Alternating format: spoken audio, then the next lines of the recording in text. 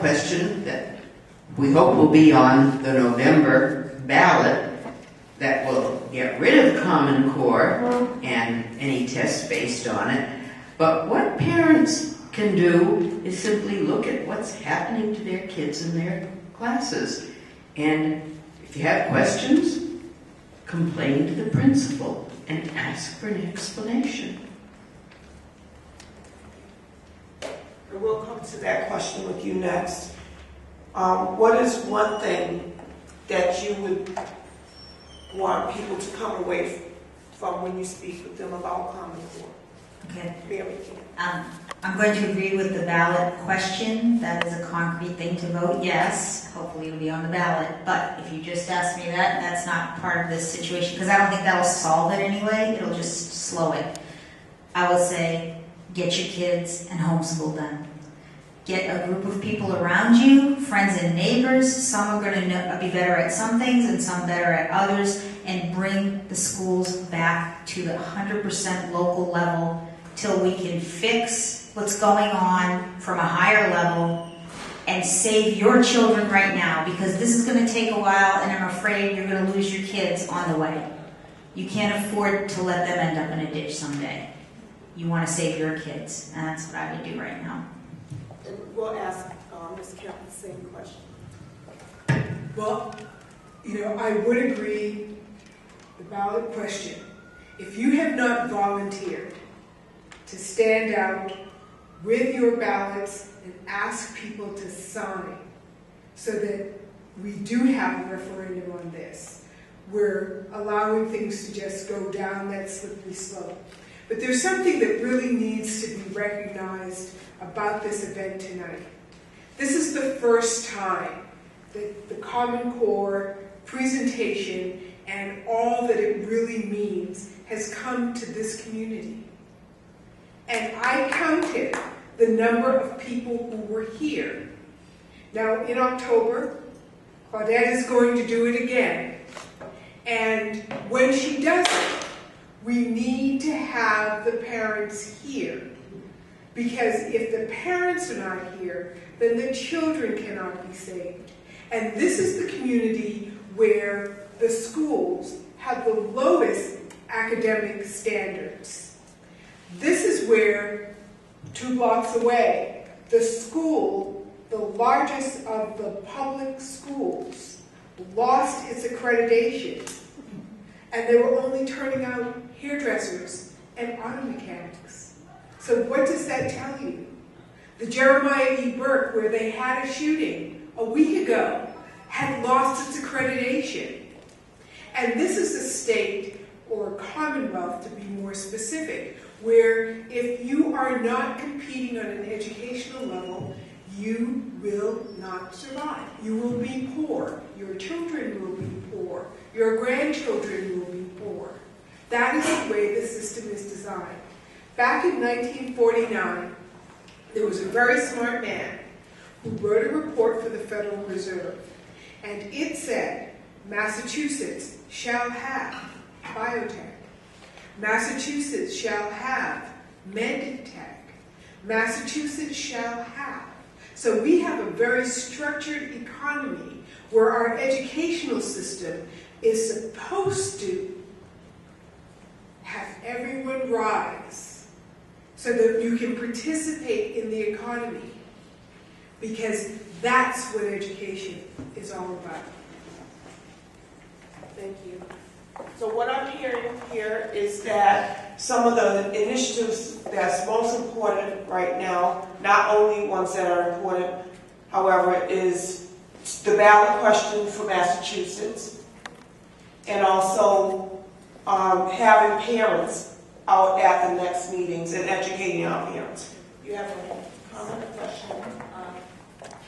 I have a comment for the group. My name is Phyllis Sprout, and I'm from Mashpee, Massachusetts. And I've been to several of these forums with Sandra and Marianne, and I'm very pleased to meet you. But I was also a school board member in my town. Prior to that, I've been a farmer and a pant presser, just an average parent and now an average grandparent. And realizing that I had a very poor public education from my first grade with Dick, Jane, and Sally, not knowing that that was whole language. Look, say, I couldn't read well until 7th grade when I joined a choir and we started to sing in Latin. And all of a sudden, it was like a whole world opened up and I could read high school books within a year. I met a man named Sam Blumenfeld back in 1995, and he became one of my heroes, like Sandra, by saying how important it was to teach phonics. And he ran into this when he was trying to teach his mother, I believe from Lithuania, how to read English. Using the current materials that we've used since the 1930s, he couldn't do it. So he went back and did history on how we used to teach English to our kids in America. And he detailed the phenomenal statistics about how well our 8th grade kids could read.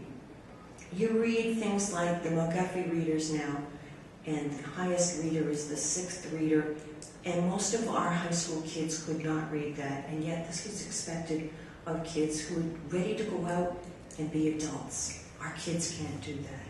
So when I was on the school board, I became friends with the middle school teacher, and we were both familiar with Sam's work, specifically his assessment test, which was a simple list of words that started with 1st grade and ended up with college-age words, or high school graduate.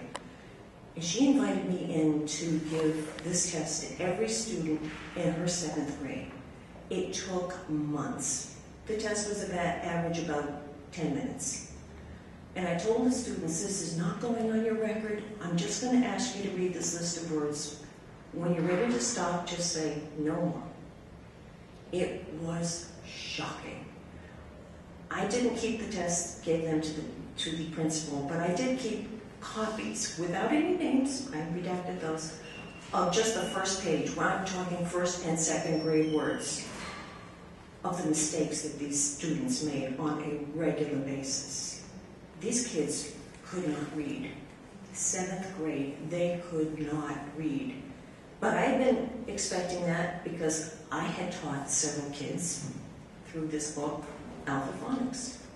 And the one thing that Sam pointed out in his book, you do not teach children to read phonetically with an overuse of pictures. It confuses the brain, and especially in boys. And this has been shown scientifically. You start off with the letter recognition and the sound. So one day I was at a training session, and the presenter was asking the teachers, the master teachers, how many sounds are there in the English language? She gave us 10 minutes to work in pairs and puzzle out this problem. Now you would think that master teachers in English language would know how many sounds there are in the English language. Well, I wrote down the number 44, showed it to my partner, and she said, are you sure? I said, yes, and I turned it over, and we waited for 10 minutes. No other teacher had the answer to that. So how can you teach reading if you do not know how many sounds there are in the English language? It's impossible. With an examination of textbooks from Pearson, who was on that project, I found out that it took them 7 years to teach all the phonemes in the English language. In the meantime, right from the first day of 1st grade, they were telling kids to guess at words, to learn them like they were pieces of artwork. This is horrible for boys. And when you want to know where some of this is coming from, back to the Frankfurt Institute, they came over and they started educational regional laboratories.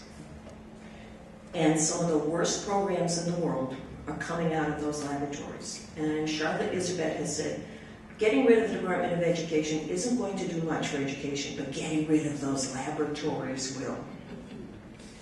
One of the things that I think I did read from either her writings or Sam's writings was when they came up with a really bad program that was going to dumb down kids, they brought it into the inner city. Because success in their line is dumbing down kids. And they are extremely successful. So I would urge you to please get a book, either Sam's book or any one of a number of excellent books. They're simple. I'm a plant person, I'm a farmer, and yet I took my neighbor's children, 16 years old. He could not read. The cat sat on the mat when I wrote it out. 5 months later, he was at 4th grade level education, and that was twice a week, 45 minutes a week, when he wasn't stoned. But it still worked out. And the 2nd grader, again, 9 months with this book, Sam's help, and she is now going to be a registered nurse. And she could not read the cat sat on the mat. There is hope for ordinary people to get out there and make a difference with one child in your neighborhood. Maybe not your child, but maybe somebody else's child. Because when you help a child learn to read, you rewrite their history. Thank you very much. The next question is to Mary.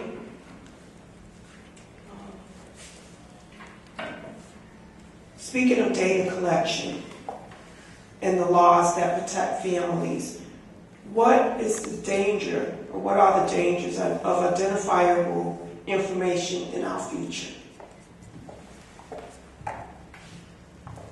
That's a loaded question. Let's try to be specific then.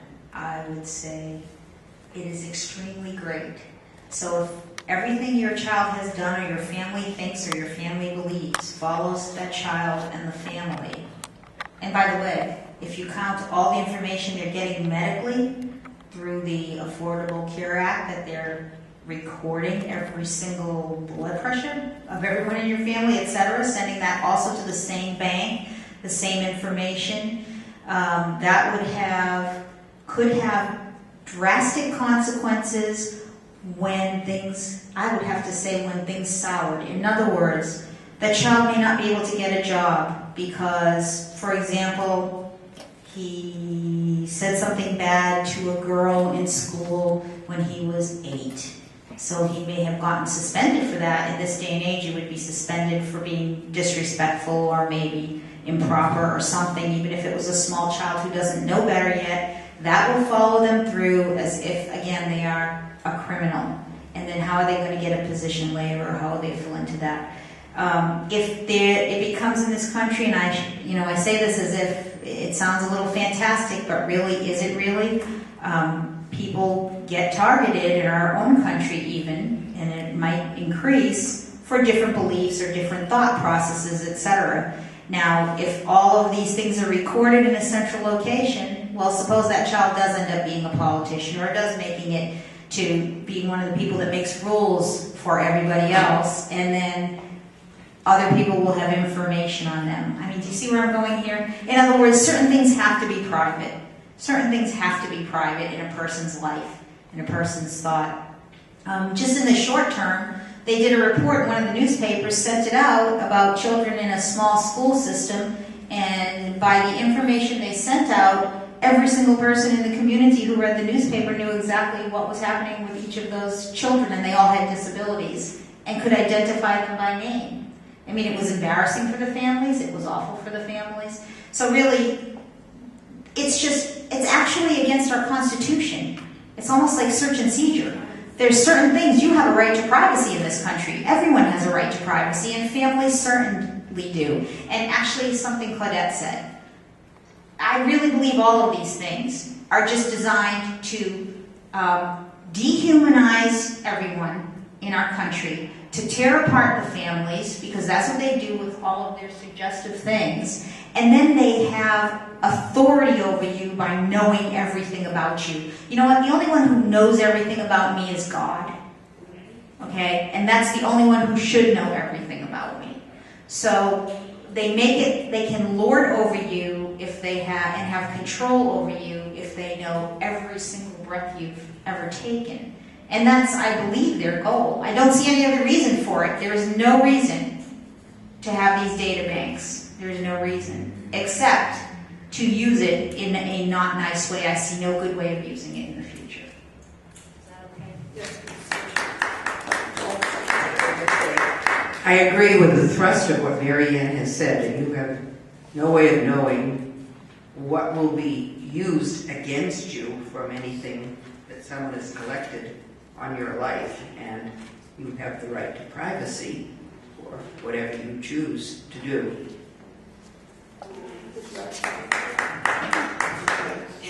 My next question is to you, Rachel. Speaking of civil liberties and inalienable rights, part of Common Core may bring health centers attached to schools. We also already have psychiatrists in the school systems, and pretty soon they'll be giving students medications or putting them in certain ADHD classes and so on and so forth. With health care, what are your thoughts in your position when it comes to sex education for children and the family's rights? Within the perspective of family rights, it supersedes the government. No one should have the right to frame your child's understanding before you have the appropriate inputs as a parent. You know, I remember when my parents were at that stage with us, and it was my mother and my father who said, this is how the world really is once you get beyond the age of 5. Then this is the way the world is when you get to be 12. And this is the way that the world is when you're 18. And it's really the foundation of the family. And that is particularly of interest, again, in communities of color, where they always talk about how there is no family structure. I recently completed a book called Reconstruction in Virginia from 1861 to 1877. And if you read that book, you will see that all of the things that are complained about the behavior of people of color in their communities all started during the Reconstruction period. And it was all by federal legislation. So all we've been doing, or many people have been doing, is acting out what the government has said they should do.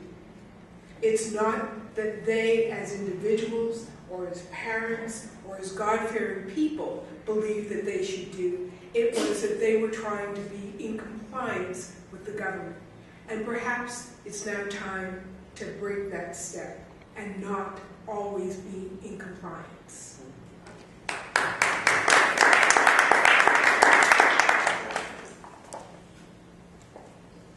My next question is to Susan. You were speaking about how in education right now, being a Common Core standard would make children that were achieving higher scores, grades maybe come down to a lower standard because of the expectations. And also that the teachers, because of these standards, sometimes teachers to the test instead of being creative.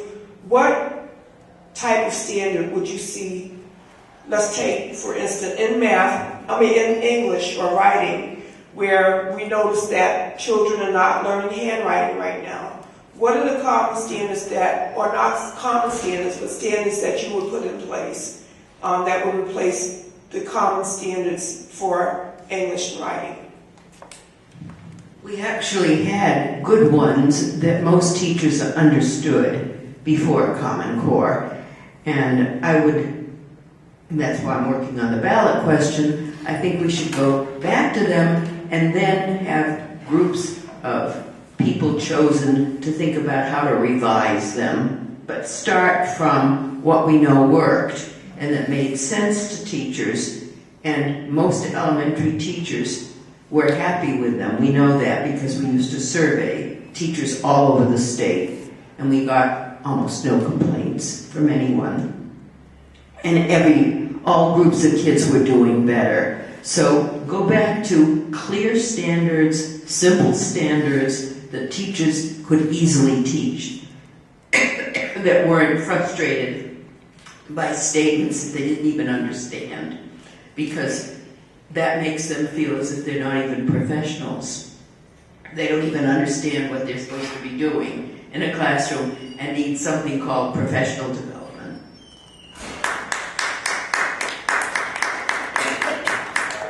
Okay, do we have any other questions in the audience? Would you come forward?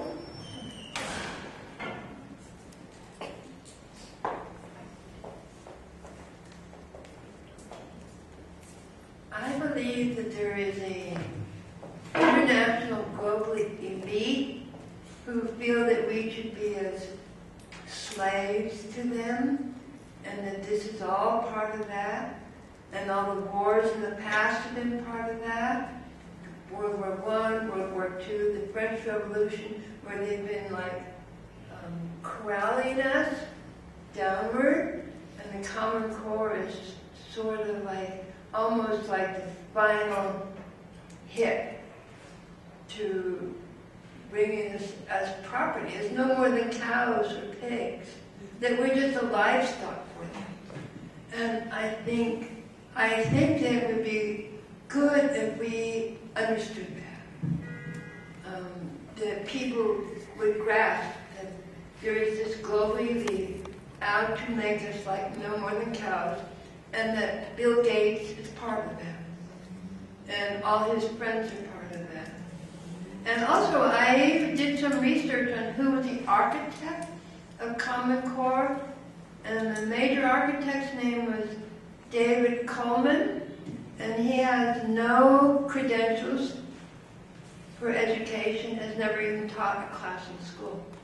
And he's almost proud of it. At any rate, I'm interested in the issue of the global elite doing World War I, World War II, the Russian Revolution, the French Revolution.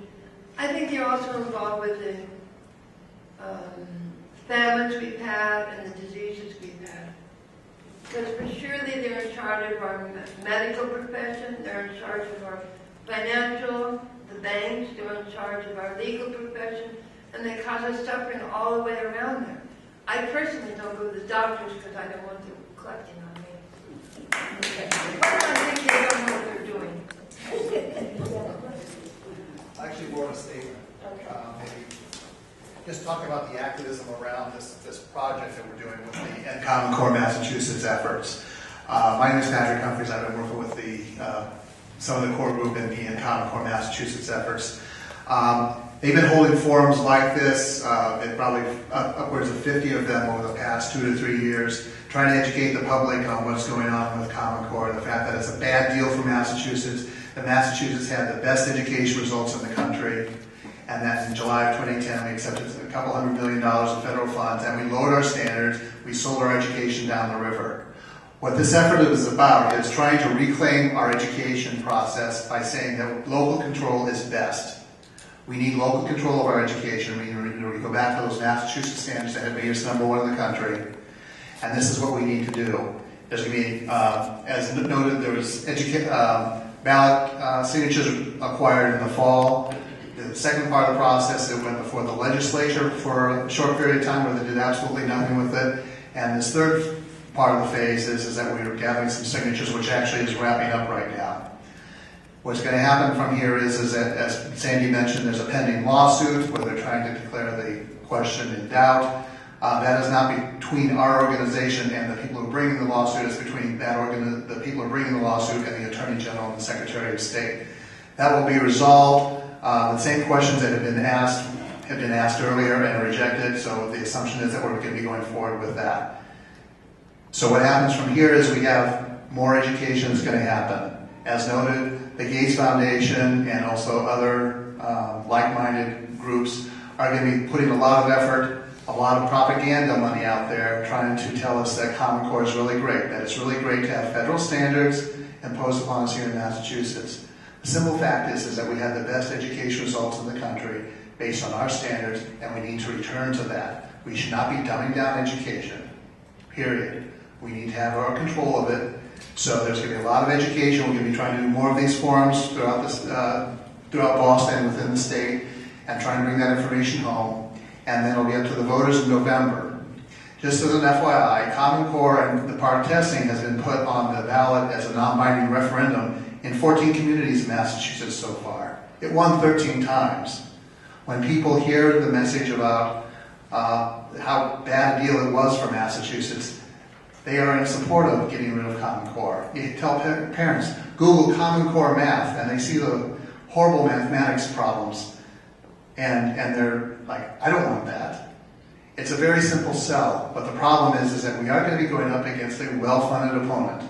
There's going to be a lot of controversy out there, but the message is simple. We should not be dumbing down our education. We were number one. We need to keep the standards that made us number one in the country. And I think, Can I just add something? I agree with everything you said, Pat, but I think particularly communities of color should realize that they are the ones that are being used in this whole battle. That it's their kids who are the real object of the game politically. And it's being said that all of these new standards and tests are designed to help them. Well, so far, they haven't shown that they're helping them at all. In fact, they're making things worse. The only thing that ever helped low-income kids were the kinds of standards we had before. And that's all we're trying to get back, are the standards that worked. But communities of color are being played with as part of this social justice game going on, even though there's nothing. I mean, this is what Gates is saying, too. And it's just ironic that there aren't enough, actually, black parents here to understand that it's their kids that are being fought over. And speaking of that, that was one of the issues that I was going to speak on next, and I'm glad that you brought it up. However, we see that in the United States and a lot across the world, black students and families are used first as the sample of what's going to come to your child. So we want to make sure that, yes, we need it's sort of like all across America, and this is my own perspective. We see news bites now, and our attention span is so short, so we need to see something and hear it several times before we actually realize that the monster is in the house. Right, and most people do. And, right, so people, when you're conscious about a certain topic, you definitely grasp onto that, but however, we need to make sure that families in our outside in the suburbs understand that although a black child and family may be used initially, is to see how it's going to work on you also. So we have to get into this together, it's all of us. Yes, we're definitely in it together. And the next set they test on are the people in the South. In the suburbs in the South, because that's why I saw it before. We're seeing it up here in Massachusetts, and it might not have been called the same. So I'm just going to build on what Patrick said, and you said, and Sandra also, in that we can't just get rid of the standards. We have to get rid of this mind mapping test format, including the MCAS. That's really important, because the MCAS was not testing the standards that Sandra wrote. The MCAS was the beginning of these assessments for outcome-based education, so that the next year those children that took the one test are going to be moved into the path with the next test. It's just so much faster now because they do it on the computer. It can all happen in the same test.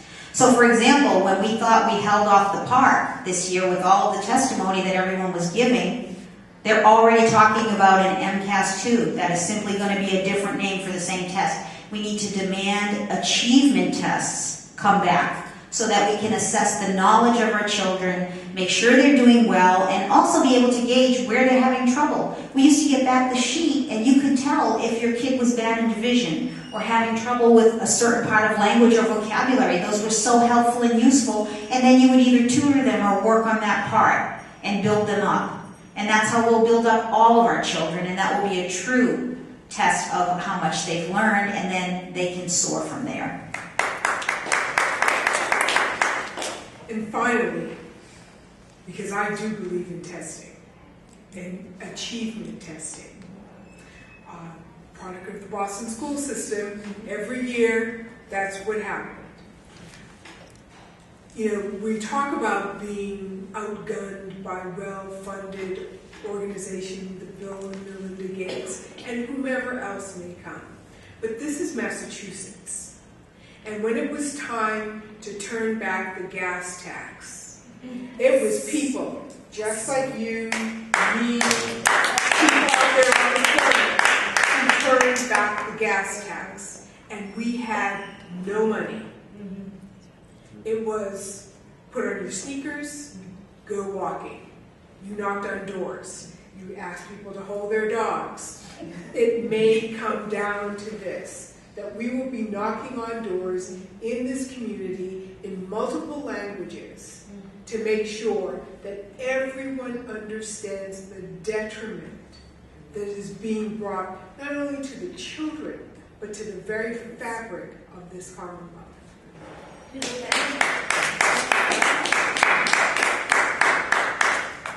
Okay, I believe we've had a great forum on this evening. Our outreach is going to be one that impacts anyone. Does anyone else have a question? We have about 5 minutes more. A question. No comments. If you can't, well, you can make a comment. Come on. We just like to make it 1 to 2 minutes. I'm happy to be here today. And my daughter's 28, my son is 45, but I have a grandson which is 11 years old. And he is one of the ones that I'm focusing on him, because he's not with me right now. He's in foster care. He shouldn't have never been there. But when you go back to think about how he got there, it was through the schools. It was through the schools. They weren't teaching, and they put him in a position to say that he had a disability. He had no disability. The teachers had a disability because they wanted him to be in foster care in order to, because they were teachers, to send their children to school on the state's money. So after their children is completed with their education, then they will send them back to me. And, that's how it goes. And I don't like what they do, because when I went to school, I had to know how to write, read, and everything. Of course, as time goes on, age goes on, now I have to take supplements along with Jesus. Thank you. And another thing to that is what I really want to piggyback on that is because, yes, with all the data mining that she's talking about, all of that is going into DCF, the courts, all of that. So we have to be very, very careful on what we are letting people know about us. Across the country, the DS does child traffic and sell it. Yeah. Well, the curve that I believe we're at right now is that we have to get on our phones and our text messages and call our family and friends and let them know about what the information that you heard on this evening. I would like to say to the young lady that just spoke, I'm a foster mother, and right now I'm fighting DCF because they're trying to remove the children that they took out of the parents' home. Now the parents are not here, so now I'm fighting because they're trying to kick children out when they're 18. And who does that to their child? You don't kick a child out because they turn 18. However, I'm going to get your information. We're going to call Ms. Petra Joseph up for last words. And remember, we have a lot of information here. If you haven't signed in, please make sure you leave your information for our panelists. Thank you. Thank you so much, Lolita. You've done an excellent job in moderating. And thank you so much, Sandra and Mary Ann and Rachel. We thank you very, very much. Thank you, Hal, for coming and videotaping. Thank you, my darling, for coming and videotaping as well. And thank you, one and all, for coming out, because without you, this could not happen. This is now for we go out and to tell it to our neighbors, our friends, and our families, because this is coming to you, and it's here now, and we've got to disarm it. So thank you once again, and God bless you, and have a wonderful evening.